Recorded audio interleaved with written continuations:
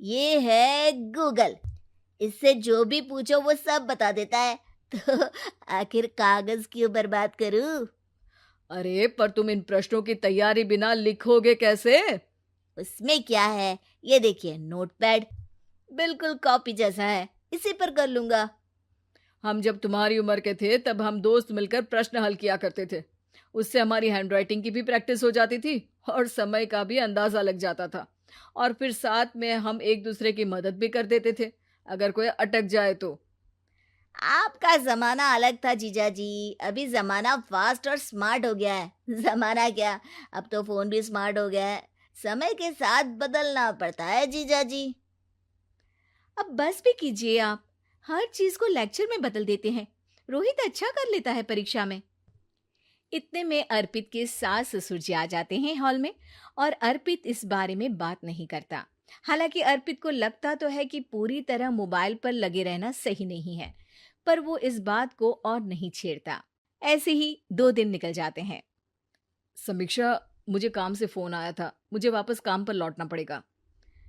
पर हमें आए हुए तो 2 ही दिन हुए हैं। अभी चले गए तो माँ और पापा को अच्छा नहीं लगेगा ना। अच्छा ठीक है, तुम रुक जाओ, मैं काम खत्म करके फिर लौट आऊंगा। एक काम कीजिए ना।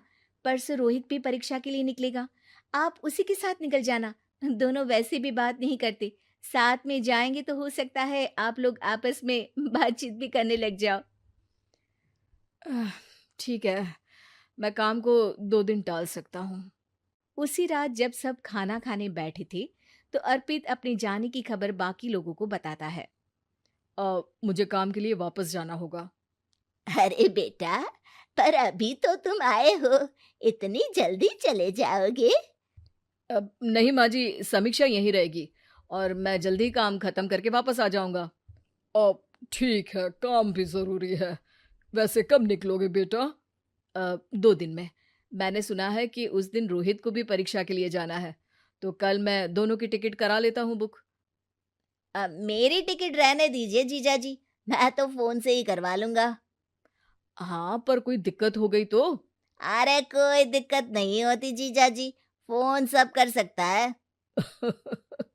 हमारे फोन के रिचार्ज से लेकर टीवी का रिचार्ज सब रोहित यही फोन से बैठे बैठे कर देता है। अब ये नई चीज तो हमारे समझ के परे है, पर अच्छा है कि रोहित जानता है। हमारी मेहनत इतनी कम हो गई भाई। हाँ, पर अगर टिकट नहीं मिली तो?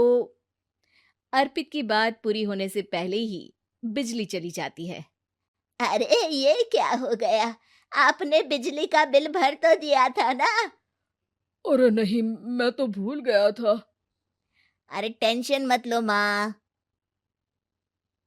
देखा जीजा जी, आप बिजली का बिल भी भर सकते हो, समय बदल गया है। एक बार फिर अर्पित इस बात पर बहस नहीं करता। अगले दिन जाकर अपनी टिकट करवाता है और पैकिंग कर रहा होता है जब शाम को अचानक से रोहित के चिल्लाने की आवाज आती है। नहीं, प्लीज प्लीज हो जा, ऐसा मत कर यार, प्लीज हो जा। अरे क्या हो गया रोहित?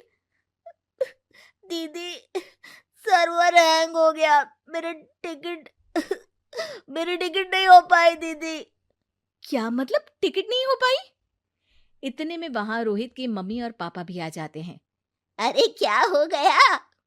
माँ, मेरा टिकट नहीं हो पाया, सर्वर डाउन हो गया। अरे पर तूने तो बोला था कि हो जाएगा।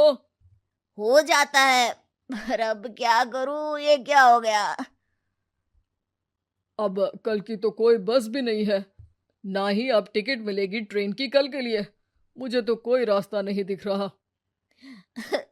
अब फिर लगता है मेरा ये साल बर्बाद हो जाएगा। घर पर एकदम से दुख का माहौल छा जाता है और सब रोहित को डांटते हैं, पर इतने में अर्पित वहां आ जाता है। आप सब रोहित को क्यों डांट रहे हैं? आपने ही तो उसे बढ़ावा दिया था ना। लेकिन इसकी लापरवाही के कारण इसकी परीक्षा छूट जाएगी। इसने तो हमसे कहा था कि टिकट हो जाएंगे। हे भगवान, अब क्या होगा? चिंता करने की कोई बात नहीं है, मैंने एक एक्स्ट्रा टिकट करवा ली थी। मैं समझता हूँ कि मोबाइल हमारा ही काम आसान करने के लिए है, पर उस पर ही पूरी तरह से निर्भर होना तो गलत बात है ना। रोहित टिकट को देखकर बहुत खुश हो जाता है और जोर से जाकर अपने जीजाजी के गले लग जाता है। सॉरी जीजाजी, मुझे आपकी बात ध्यान से सुननी चाहिए थी, पर थैंक यू सो मच। हाँ बेटा, तुमने तो इसका भविष्य बचा लिया। शिक्षा, दूसरों से मदद मांगना गलत नहीं, पर दूसरों पर निर्भर हो जाना गलत।